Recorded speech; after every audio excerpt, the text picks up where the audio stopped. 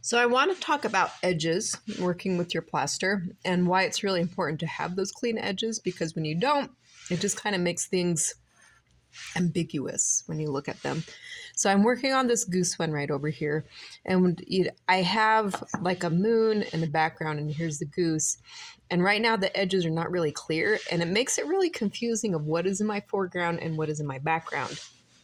This example of a bird, I have really clean edges.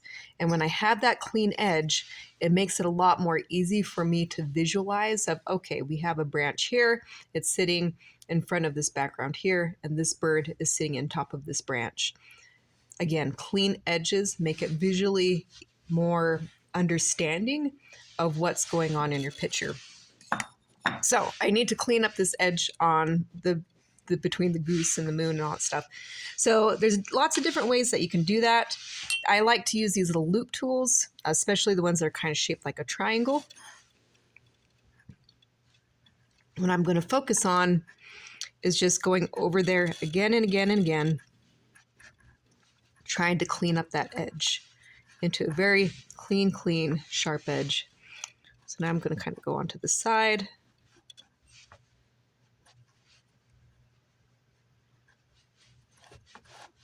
Had a bit of a lump there, probably from poor plaster pouring. But anyway, I'm starting to get that clean edge in here. And when I have that clean edge, that's starting to visually stick out a lot more better. Other things you can do is get an X-Acto knife. You can take this X-Acto knife. Sometimes it helps if the form kind of curves underneath a little bit. It's like almost like I'm creating a line with the X-Acto knife, if you will. I'm going to just try to smooth this out just a bit so it's not so rough.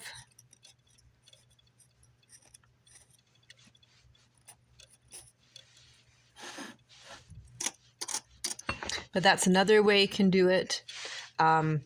Usually I just use these tools to just help get that clean edge as I'm going. So cleanliness matters with this one, especially when you have those layers of foreground, middle ground, and background. Like this is a good example where you can see the clean edges very nicely. So I have my foreground, middle ground, background.